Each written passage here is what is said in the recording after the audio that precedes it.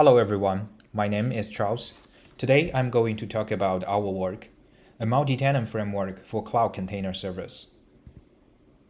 The problem we want to solve is the native Kubernetes does not provide sufficient multi-tenant support, which make it difficult to build multi-tenant software using Kubernetes. Multi-tenancy is one of the key features of cloud computing. Kubernetes has been proven efficient in managing containerized applications in the cloud. While native Kubernetes lacks sufficient multi-tenant support by design, when talking about multi-tenancy on Kubernetes, there are typically two options.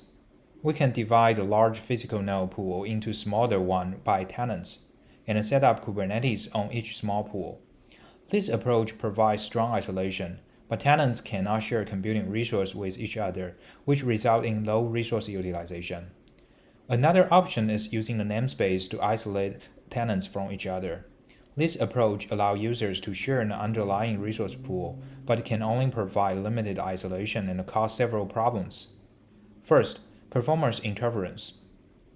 Even though tenants are isolated from each other, but they are still sharing a global control plane, and a buggy or a greedy tenant can overwhelm the control plane by creating huge amount of pods in a very short period of time. Second, lack of API support. Kubernetes uses a role-based access control to prevent tenants from accessing resources not belonging to them. However, cluster scope resources like namespace cannot be properly protected by this mechanism.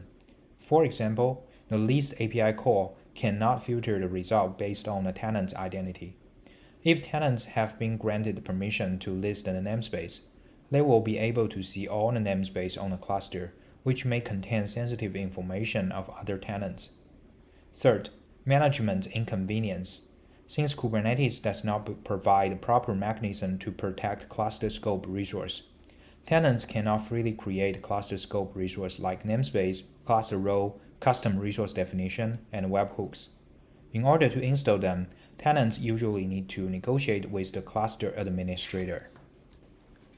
In order to provide stronger isolation between tenants while still allow tenants to share an underlying resource pool, we designed and developed the virtual cluster framework. Here is the architecture of the virtual cluster. We have a large Kubernetes cluster that manages all the computing resources, and we call it the supercluster. On the top of the supercluster, the virtual cluster framework contains four major components. To achieve the control plane level isolation, tenant operator will provision dedicated control plane for each tenant. A tenant control plane consists of API server, etcd, and a controller manager. It does not directly connect to any node and does not contain a scheduler. Currently, the tenant operator supports two modes, local and cloud mode. Under the local mode, all the control plane components will be created on the supercluster as pods. If the cloud mode is specified, the tenant operator will create a tenant control plane on the cloud using a public cloud service like EKS, GCP, or ACK. Since the tenant control plane does not connect to any physical node, without connecting to the supercluster, cloud pod created on the tenant control plane will always be in a pending state. To help tenants to actually create containers on physical nodes, Syncer controller will watch all tenant control plane.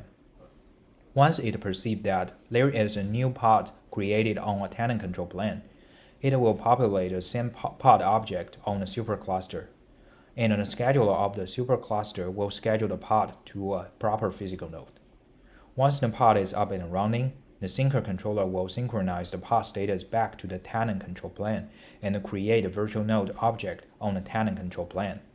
Then, from the tenant's perspective, they will see the pod be available and the corresponding nodes are registered to the tenant control plane. During the synchronization process, the Syncer will also populate related objects like namespace, service, config map, etc. During the runtime, pods belonging to different tenants may run on the same physical node. However, all the kubelets have already been registered to the supercluster. Therefore, each tenant control plane cannot send requests to the kubelets. To resolve this problem, we implement the virtual node agent, which is a reverse proxy sit in front of the kubelets. When Syncer creating virtual node on the tenant control plane, it will use the node agent's address as the address of the virtual node. Therefore, all tenants will send requests to the agent instead of the kubelet.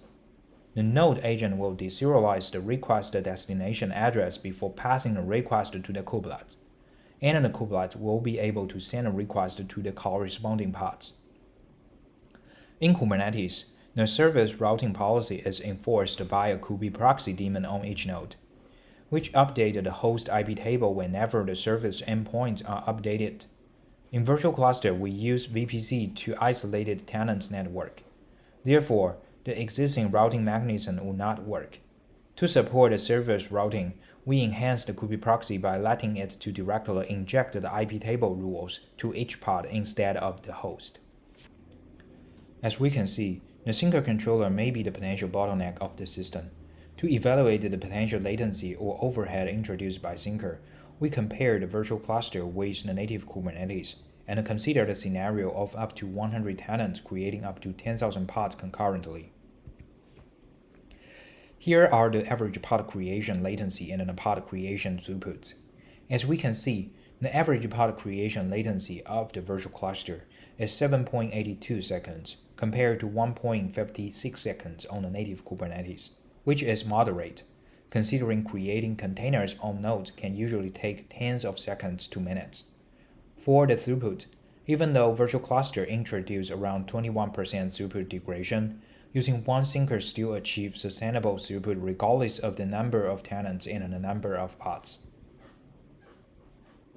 For the computing resource overhead, when creating 10,000 pods, sinker only needs 6 CPUs and 1,200 megabytes of memory, which is far beyond the requirements for normal cases. To prevent greedy tenants from overwhelming the supercluster, we add a fair queuing mechanism to the sinker. As we can see, with the fair queuing enabled, the average pod creation time for all regular users are small, while all greedy users suffer from much higher average pod creation latency. To be concluded, using virtual cluster, we can achieve stronger isolation among tenants compared to native Kubernetes and still allow tenants to share underlying computing resources. That's all. Thanks for watching. Please try out our software. If you have any questions or comments, feel free to reach out to us.